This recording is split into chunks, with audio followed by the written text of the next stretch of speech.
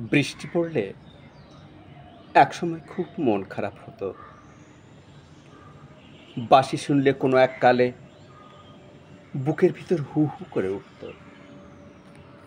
বিজয়া দশমীর সন্ধেবেলায় চোখে জল আসতো।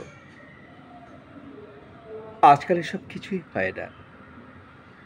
বৃষ্টি পড়লে রান্নাঘরের দিকে হাঁক পাঠাই, আজ খিচুড়ি হোক।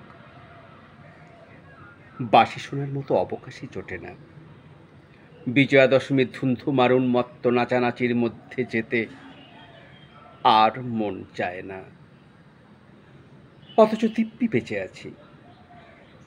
ছেলেবেলায় গড়ির বোড়ের ফুকির বুড়োকে দেখলেই খুব ইচ্ছে হতো ওকে গিয়ে দুটো টাকা দিয়ে আসি।